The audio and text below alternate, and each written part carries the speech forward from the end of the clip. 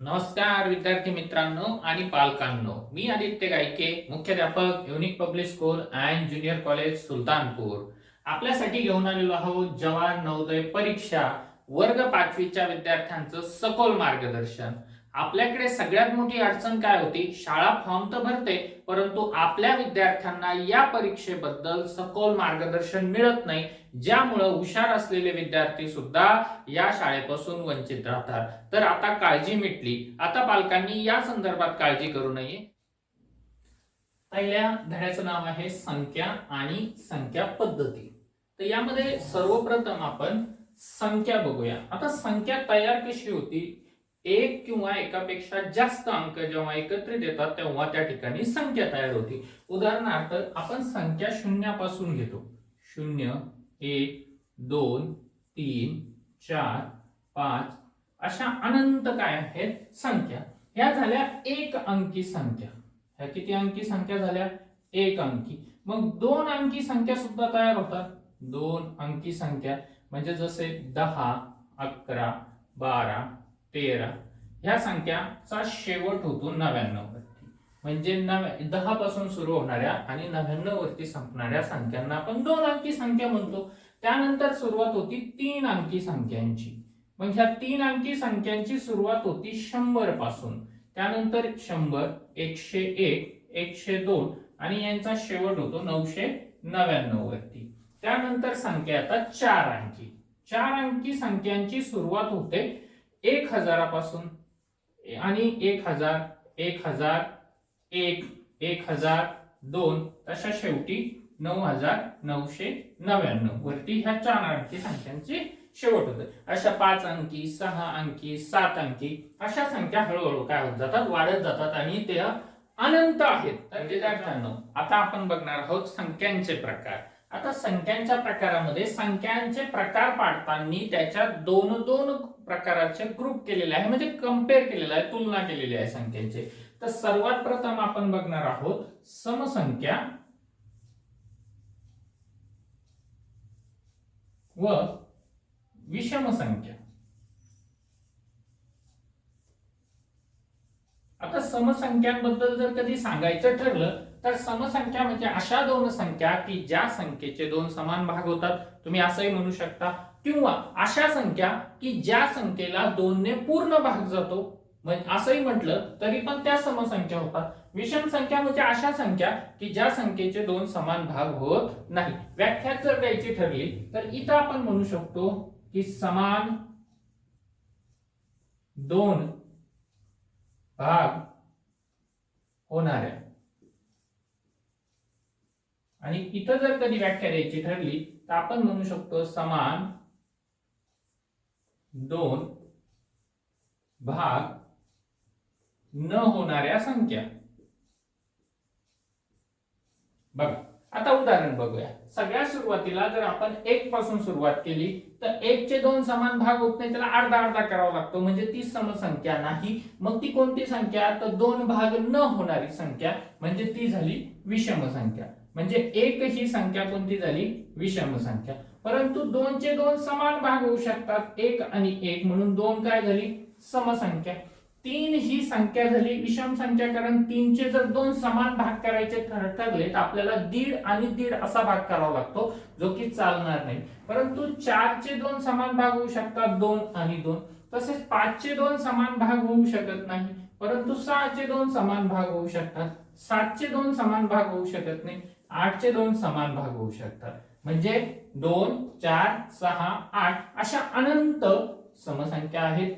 1 3 5 आणि 7 अशा अनंत विषम संख्या आहेत. आता यामध्ये तुम्हाला असंही दिसून आलं असेल की एकानंतर एक येणारी ही तीच संख्या असते. म्हणजे 1 मध्ये जर कधी आपण खंड पाडला तर 3 नंतर 5 7 म्हणजे विषम संख्या, 2 4 6 आणि 8 म्हणजे समसंख्या. आता प्रश्न येताना काय केलं जातं? थोडं गुंतागुंत वाढवली जाते बौद्धिक दृष्ट्या किंवा बुद्धिमत्ता चेक करण्यासाठी. म्हणजे प्रश्न येतो की 1 ते 10 पर्यंत असणाऱ्या समसंख्या. मग आपण 1 ते 10 पर्यंतच्या जर कधी समसंख्या बघितल्या तर 1 ते 10 पर्यंत असणाऱ्या समसंख्या म्हणजे 2, 4, 6, 8 आणि ह्या जर 1 ते 10 पर्यंतच्या विषम संख्या बघितल्या तर 1 ते 10 पर्यंतच्या विषम संख्या 1, 3, 5, 7 आणि 9. बरोबर. आता याच्यामध्ये 10 पण येतो. 1 ते 10 पर्यंत घेतलं म्हणजे 10 इथं येणार आहे. म्हणजे 2, 4, 6, 8 आणि 10 या झाल्या समसंख्या.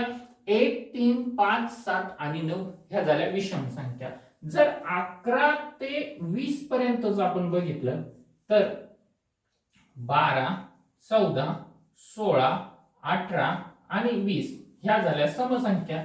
आणि 11 ते 20 पर्यंतच बघितलं तर 11, 13, 15, 17 आणि 19 ह्या झाल्या विषम संख्या. आणखीन एक महत्वाची गोष्ट, इथं पण 5 संख्या येत आहे, इथं पण 5 संख्या येत आहे, म्हणजे लक्षात ठेवण्यासाठी सोपं. दुसरी महत्वाची गोष्ट, इथं एकक स्थानी 2, 4, 6, 8 आणि 0 हे अंक असतात, त्याला पण आपण समसंख्या म्हणू शकतो. आणि एकक स्थानी 1, 3, 5, 7 आणि 9 हे अंक असणाऱ्या संख्येला पण आपण काय म्हणू शकतो, समसंख्या. त्यानंतर 21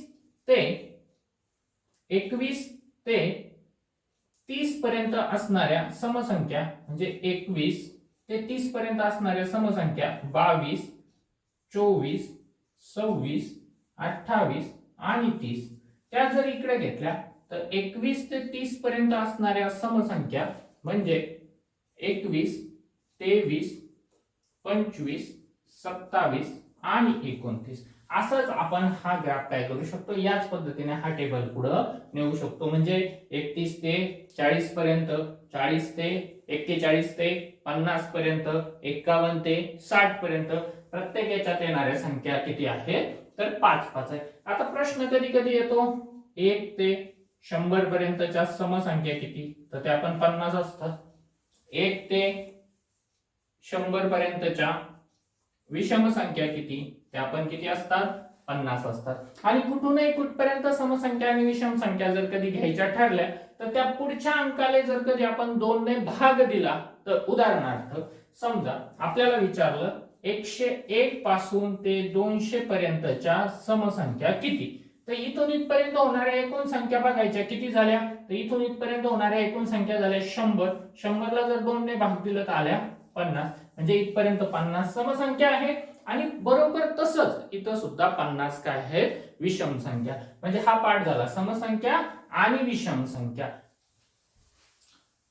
संख्यांचे पुढील 2 प्रकार आहे. एक प्रकार म्हणजे मूळ संख्या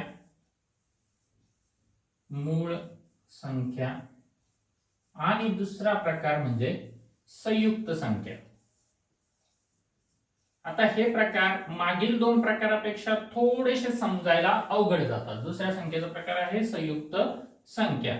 थोडेसे अवघड जातात, त्याचं कारण असं आहे तर इथलचे या दोन्ही संख्येचे जे गुणधर्म आहेत ते थोडेसे बदललेले आहेत. म्हणजे उदाहरणार्थ जर मूळ संख्या म्हटलं तर ह्या संख्येचा अर्थ असा होतो की ज्या संख्येला 1 किंवा ती स्वतःच निशेष भाग देऊ शकते ती संख्या स्वतः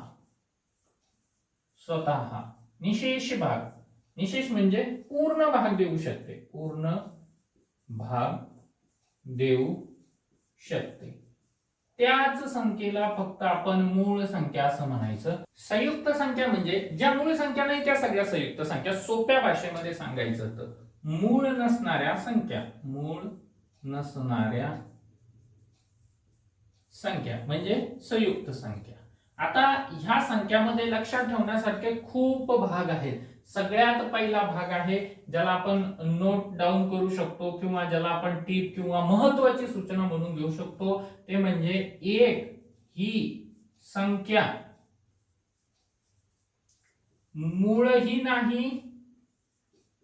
नाही व संयुक्तही नाही. सगळ्यात महत्वाची गोष्ट संयुक्त ही नाही. म्हणजे 1 ही अशी संख्या आहे की जी संख्या मूळ संख्याही नाही आणि संयुक्त संख्याही नाही. या पुढची गोष्ट आता बघा, 2 ही संख्या आपण उदाहरण घेत जाऊ. 2 ह्या संख्येला भाग देणाऱ्या संख्या आहे फक्त 1 आणि 2. एक का असतो आणि ती स्वतः म्हणजे 2 सुद्धा मूळ संख्या आहे. म्हणजे सर्वात लहान मूळ संख्या हा एक महत्वाचा भाग आहे. इथं जर कधी आपण टिप मध्ये दुसरा घेतला तर सर्वात लहान मूळ संख्या कोणती 2 बरोबर. त्यानंतर समसंख्या असणारी मूळ संख्या ती पण 2च बरोबर. अशी एकमेव समसंख्या आहे की जी मूळ आहे, बाकीच्या सर्व समसंख्या ह्या विषम आहे. त्यानंतर मूळ संख्या 3 संख्या बघा. 3 ला आपण कोणी भाग देऊ, कोणत्या संख्येने भाग देऊ शकतो? 1 ने आणि 3 ने. परंतु 4 बघा, 4 ह्या संख्येला आपण 1 ने पण भाग देऊ शकतो, 2 ने पण भाग देऊ शकतो आणि 4 ने पण भाग देऊ शकतो. म्हणजे ती संख्या 1 ने पण भाग जाते, तिने स्वतःने पण आणखीन एका कोणत्या तरी वेगळ्या संख्येने भाग जाते, म्हणून त्या संख्येला आपण काय म्हणतो? संयुक्त संख्या. त्यानंतर 5 बघितलं तर 5 ला फक्त 1 ने आणि 3 नेच भाग, 1 ने आणि 5 नेच भाग देऊ शकतो. परंतु 6 जर कधी बघितलं तर 6 ला 1 ने पण भाग देऊ शकतो, 2 ने पण भाग देऊ शकतो, 3 ने पण भाग देऊ शकतो आणि स्वतः 6 ने सुद्धा भाग देऊ शकतो. आता भाग देऊ शकतो हे कसं कळायचं? तर मी त्याच्यासाठी कसोट्या याचा एक स्पेशल व्हिडिओ देणार आहे. सर्व कसोट्या की कोणत्या संख्येने कोणत्या संख्येला कसा भाग देतो, तर तो पार्ट आपण नंतर बघूया. त्यानंतर 7 ही संख्या जर कधी बघितली तर 7 ला 1 ने पण भाग देऊ शकतो आणि फक्त 7 नेच भाग देऊ शकतो. परंतु 8 ही संख्या जर बघितली तर 8 ला 1 ने भाग देऊ शकतो, 2 ने भाग देऊ शकतो, 4 ने भाग देऊ शकतो आणि 8 ने पण भाग देऊ शकतो. म्हणजे यावरून तुम्हाला कळालं असेल की या ठिकाणी येणाऱ्या संख्या कोणत्या आणि या ठिकाणी येणार. इथं बघा भाग देणारी संख्या 1 1 1 1 ही सर्व ठिकाणी येते आणि ती स्वतःच संख्या येते. परंतु इथं तसं नाहीये, ती स्वतः पण येते, 1 पण येते आणि इतर पण काही संख्या येत आहे. म्हणजे इतर संख्येने भाग ज्या संख्येला जातो त्याला म्हणायचं संयुक्त संख्या. आणि मूळ संख्येचा भाग तर आता तुमच्या लक्षात आलेलाच असेल. यानंतरचा मूळ संख्येतील एक उपप्रकार बघूया ज्याचं नाव आहे जोड मूळ संख्या. या जोडवरून कळालं असेल 2 संख्या आहेत बरोबर.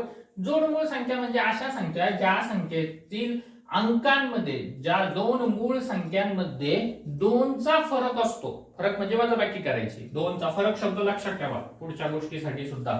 फरक म्हणजे वजाबाकी करायची. ज्या 2 संख्यांमध्ये काय असतो? 2चा फरक असतो, त्याला म्हणायचं जोड मूळ संख्या. उदाहरण घेऊया आपण. समजा पहिलं उदाहरण घेतलं. पहिली संख्या किती आहे आपली? 2 आणि 3. सिरियल घेतोय. आता 2 आणि 3 ची जर कधी आपण वजाबाकी केली, म्हणजे मोठ्या संख्येतून लहान संख्या वजा केली, 3 वजा 2, तर फरक 1 चा उरतोय, म्हणजे जोड मूळ संख्या नाही. परंतु पुढे गेलो, त्याच्यानंतरची असते 3 आणि 5. मोठी संख्या 5 मधून जर कधी 3 वजा केले तर उरले 2, म्हणजे जोड मूळ संख्या आहे. म्हणजे कोणती झाली जोड मूळ संख्या? 3 आणि 5. याच्या पुढे जर कधी गेलं 5 आणि 7. आता 7 मधून जर कधी 5 वजा केले, परत 2चा फरक उरला, म्हणजे जोड मूळ संख्या आहे. अशी जोड मूळ संख्या शोधायची. त्याच्यानंतर आपण जर जोड मूळ संख्या पुढची बघितली तर 7 च्या नंतर मूळ संख्या आहे डायरेक्ट 11.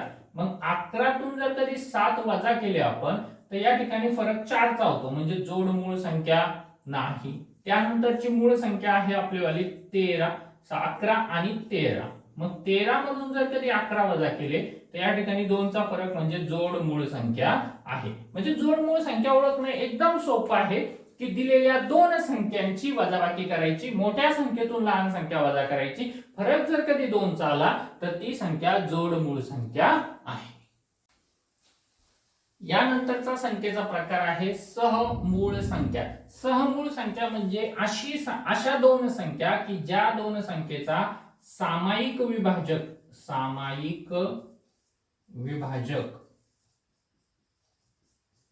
हा 1 असतो. सामायिक विभाजक किती असतो? 1. याच्यात मूळ संख्याच पाहिजे असा काही नियम नाही बरोबर. म्हणजे उदाहरणार्थ माझ्याकडे जर संख्या आहे 5 आणि 11, तर या 5 ला कोणती संख्या भाग देऊ शकते? 11 ला कोणत्या संख्या भाग? उदाहरणार्थ 5 ला भाग देणाऱ्या संख्या आहे 1 आणि 5. 11 ला भाग देणाऱ्या संख्या आहे 1 आणि 11. दोघांमध्ये सारखा विभाजक कोणता झाला? 1 आणि 1, म्हणजे ह्या दोन्ही झाल्या सहमूळ संख्या बरोबर. आता पुढचं उदाहरण घेऊ आपण. पुढचं उदाहरण जर घेतलं 15 आणि दुसरं उदाहरण घेतलं समजा 23. 15 आणि 23 या 2 संख्या आहेत. तर 15 ला भाग देणारी संख्या 1, 3, 5 आणि 15 आणि 23 ला भाग देणारी संख्या असते या ठिकाणी 1 आणि 23 दोघांमध्ये सारखा विभाजक फक्त 1 आणि 1 आहे, म्हणजे काय सामायिक विभाजक फक्त काय आहे 1. मग अशा दोन संख्यांचा ग्रुप की ज्या दोन संख्यामध्ये सामायिक विभाजक फक्त किती असतो एकच असतो, अशा संख्यांना म्हणायचं सहमूळ संख्या.